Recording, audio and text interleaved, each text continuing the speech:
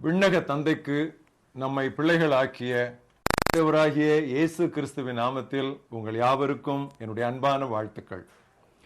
இந்த நாளின் தியானத்தின் தலைப்பு அப்பா பிள்ளை, சைல்ட் ஆஃப் காட். வாசிக்க வேண்டிய பகுதி மத்தேயு 4ஆம் அத்தியாயம் முதல் 11 வசனங்கள். அப்பொழுது இயேசு பிசாசினால் சோதிக்கப்படுவதற்கு ஆவியானவராலே வனாந்தரத்திற்கு கொண்டு போகப்பட்டார். அவர் இரவும் பகலும் 40 நாள் உபவாசமாய் இருந்த பின்பு அவருக்கு பசி உண்டாயிற்று. அப்பொழுது சோதனைக்காரன் அவரிடத்தில் வந்து, நீர் தேவனுடைய குமாரனேயானால் இந்த கல்லுகள் அப்பங்கள் ஆகும்படி சொல்லும் என்றான். அவர் மறுமொழியாக, மனிதன் அப்பத்தினாலே மட்டுமல்ல, தேவனுடைய வாயிலிருந்து புறப்படுகிற ஒவ்வொரு வார்த்தையினாலும் பிழைப்பான் என்று எழுதியிருக்கிறதே என்றார். அப்பொழுது பிசாசு அவரை பரிசுத்த நகரத்திற்கு கொண்டு போய் தேவாலயத்து உப்பெருகின் மேல் அவரை நிறுத்தி, நீர் தேவனுடைய குமாரனே ஆனால் தாழ குதியும், ஏனெனில் தம்முடைய தூதர்களுக்கு உம்மை குறித்து கட்டளையிடுவார், உமது பாதம் கல்லில் இடராதபடிக்கு அவர்கள் உம்மை கைகளில் ஏந்தி கொண்டு போவார்கள் என்பதா எழுதியிருக்கிறது என்று சொன்னார். அதற்கு இயேசு, உன் தேவனாய கர்த்தரை பரீட்சை பாராதே என்றும் எழுதியிருக்கிறதே என்று சொன்னார். மறுபடியும் பிசாசு அவரை மிகவும் உயர்ந்த மலையின் மேல் கொண்டு போய் உலகத்தின் சகல ராஜ்யங்களையும் அவைகளின் மகிமையையும் அவருக்கு காண்பித்து, நீ சாஷ்டாங்கமாய் விழுந்து என்னை பணிந்து கொண்டால் இவைகளையெல்லாம் உமக்கு தருவேன் என்று சொன்னான். அப்பொழுது இயேசு, அப்பாலே போ சாத்தானே, உன் தேவனாய கர்த்தரை பணிந்து கொண்டு அவர் ஒருவருக்கே ஆராதனை செய்வாயாக என்று எழுதியிருக்கிறதே என்றார். அப்பொழுது பிசாசானவர் அவரை விட்டு விலகி போனான். உடனே தேவதூதர்கள் வந்து அவருக்கு பணிவிடை செய்தார்கள். இன்றைய மனப்பாட வசனம் யாக்கோபு 4ஆம் அத்தியாயம் 7ஆம் வசனம். பிசாசுக்கு எதிர்த்து நில்லுங்கள், அப்பொழுது அவன் உங்களை விட்டு ஓடி போவான். Resist the devil and he will flee from you. பாலைவனத்தில் இயேசு சந்தித்த 3 அடிப்படையான சோதனைகளில் 2 அவரது குமாரத்துவத்தின் மீது, that is on his sonship, வந்த சவால். சோதிக்கிறவன் அவரை அணுகி, நீர் இறைமகன் என்றால் இந்த கல்லுகள் அப்பங்களாகும்படி கட்டளையிடும், நீர் இறைமகன் என்றால் கீழே குதியும். அவன் அவருடைய அந்த மைந்தன், திருமைந்தன் என்ற அந்த உறவின் மேல்தான் அவன் சவால் விட்டான். அந்த சவால் இயேசுவுக்கு மட்டுமல்ல, அவர் பாலைவனத்திற்கு நுழைவதற்கு சற்று முன்னர் தான் அவருடைய தந்தையாகிய கடவுள் சொன்னார் அல்லவா, இவர் எனது நேசகுமாரன், இவர் மேல் நான் பிரியமா இருக்கிறேன் என்று சொல்லி அந்த வார்த்தைகள் மீது வீசப்பட்ட சவாலாகும். சிலுவையில் தொங்கிக் கொண்டிருந்த இயேசுவை பார்த்த வழிபோக்கர்களும் இதே வார்த்தைகளை சொல்லும்படி பிசாசு அவர்கள் நாவுகளிலும் இந்த வார்த்தைகளை போட்டான். நீ இறைமகன் என்றால் சிலுவையில் இருந்து இறங்கி வா. எந்த பரிசுத்தவானையும் இந்த சோதனையை கொண்டு தாக்காமல் பிசாசு விடுவதே கிடையாது. கடவுளின் தந்தைத்துவம், that is the fatherhood of God, நமது குமாரத்துவம், that is our sonship ஆகிய இரண்டையும் குறித்து தேவ பிள்ளை ஒவ்வொருவருக்கும் பிசாசு சவால் விட்ட வண்ணமாகவே இருக்கிறான். உங்கள் ஆன்மீக வாழ்வின் துவக்க காலத்திலும் துன்பங்களில் துவளும் துக்க நாட்களிலும் இச்சோதனை கடுமையாயிருக்கும். அவன் எப்படிப்பட்ட கேள்விகளை தொடுப்பான் தெரியுமா? உன்னை போன்றதொரு பாவி திடீரென்று எப்படி அப்பா கடவுளுடைய பிள்ளையாகி விட முடியும்?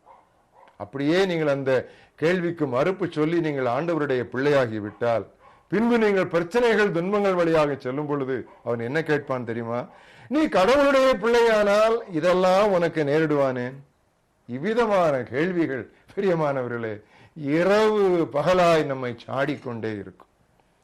இந்த சோதனையில் சாத்தானை நீங்கள் முறியடிக்க வேண்டுமானால் நீங்கள் தேவனுடைய பிள்ளை என்கிற நிச்சயத்தை இடையறாது நீங்கள் உங்களுக்குத்தானே நினைவுபடுத்திக் கொண்டே இருக்க வேண்டும். எப்படி? எழுதப்பட்ட வசனத்தினாலும் நமக்குள் இருக்கிற பரிசுத்த ஆவியானவரின் குரலினாலுமே இந்த நிச்சயத்தை நாம் எப்பொழுதும் உடையவர்களாய் இருக்கலாம். இப்பகுதியில் பிசாசு இயேசு கிறிஸ்துவை தாக்கிய பொழுது அவர் என்ன செய்தார்? பிசாசின் முகத்தில் திருவசனம் என்கிற குண்டை தூக்கி எறிந்தார். எழுதியிருக்கிறதே, இப்படியும் எழுதியிருக்கிறதே என்று அவரிடத்தில் திருப்பி பதில் சொன்னார். நீங்களும் சொல்ல வேண்டியது, நான் இயேசு கிறிஸ்துவை ஏற்றுக்கொண்டபடியால் கடவுளுடைய பிள்ளையாகும் உரிமையை யோவான் 1:12 அடிப்படையில் நான் பெற்றுக் கொண்டிருக்கிறேன் என்று நீங்கள் தைரியமாக நீங்கள் சாட்சி சொல்ல வேண்டும். அடுத்து, இயேசுவோடு இருந்த பரிசுத்த ஆவியானவரின் துணை அவருக்கு ஒரு படைக்கலனாயிருந்தது. அவர் ஆவியானவரால் பாலைவனத்திற்கு நடத்தி செல்லப்பட்டார் என்றும் அங்கிருந்து ஆவியானவரின் வல்லமையால் திரும்பி வந்தார் என்றும் நாம் வாசிக்கிறோம். பாடுகளை குறித்து ரோமநகர் விசுவாசிகளுக்கு பேசிக் கொண்டிருக்கையில் திருத்தூதுவன் பவுல் கூறியது என்ன தெரியுமா? நாம் கடவுளின் பிள்ளைகளாய் இருக்கிறோம் என்று ஆவியானவர் தாமே நமது ஆவியோடு சான்று பகர்கிறார். எனவே பிசாசின் அச்சுறுத்தல் எதற்கும் பயப்படாதீர்கள். கடவுள் உங்களுக்கு அப்பா, அவர் உங்களது தந்தை, நீங்கள் அப்பா பிள்ளை. ஒரு வசனத்தை வாசிக்கிறேன். ரோமர் 8:15-18. திரும்பவும் பயப்படுகிறதற்கு நீங்கள் அடிமைத்தனத்தின் ஆவியை பெறாமல் அப்பா பிதாவே என்று கூப்பிட பண்ணுகிற புத்திர சுவிகாரத்தின் ஆவியை பெற்றீர்கள். நாம் தேவனுடைய பிள்ளைகளாய் இருக்கிறோம் என்று ஆவியானவர் தாமே நம்முடைய ஆவிடனே கூட சாட்சி கொடுக்கிறார். ஆதலால் இக்காலத்து பாடுகள் இனி நம்மிடத்தில் வெளிப்படும் மகிமைக்கு ஒப்பிடத்தக்கவைகள் அல்ல என்று எண்ணுகிறேன். கடவுளின் குடும்பத்தில் நமக்கு கிடைத்துள்ள இந்த சுவிகாரத்தை ரத்து செய்யவோ, நாம் அவரது குமாரர் என்பதை இந்த அத்தாட்சியை குலைத்து போடவோ எவராலும் எப்பொழுதும் முடியாது. அழித்து சொல்லுகிறேன், முடியவே முடியாது. எனவேதான் 10ஆம் நூற்றாண்டில் வாழ்ந்த ஒரு பரிசுத்தவான் கெல்சோ காட்டர் என்பவர் உலக புகழ்பெற்ற ஒரு அருமையான பாடலை அவர் இவ்விதமாக பாடினார்.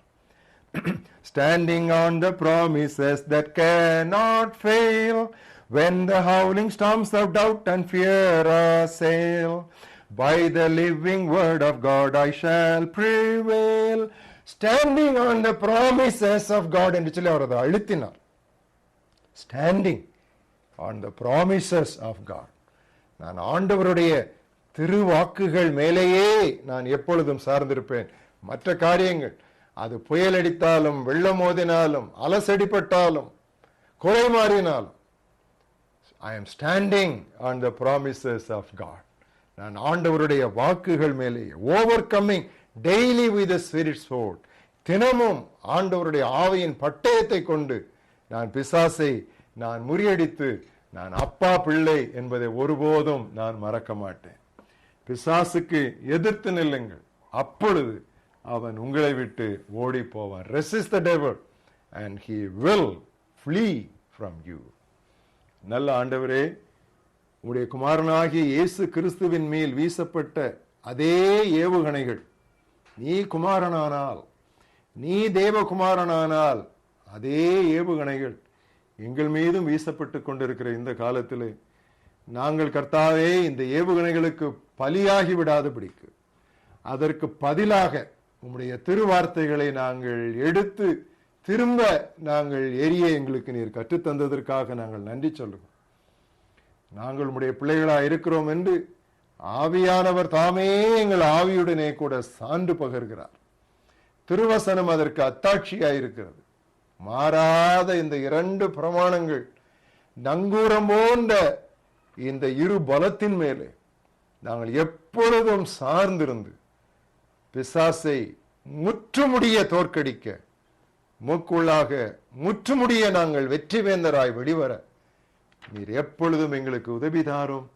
ஒருபோதும் உடைய திருவாக்குகளை மறவாதிருந்து எப்பொழுதும் standing on the promises of God, திருவாக்குகள் மேலேயே நின்று கொண்டிருக்க எங்களுக்கு உதவி தாரும். அப்பா, நீர் எங்கள் அப்பா. அப்பா, நாங்கள் உம்மை பிள்ளை. கர்த்தாவே, அப்பா பிள்ளை என்பதை ஒருபோதும் நாங்கள் மறவாதிருக்க எங்களுக்கு நீர் உதவி தாரும். இயேசு கிறிஸ்துவின் நாமத்தில் ஜெபிக்கிறோம் எங்கள் ஜீவனுள்ள பிதாவே, ஆமென்.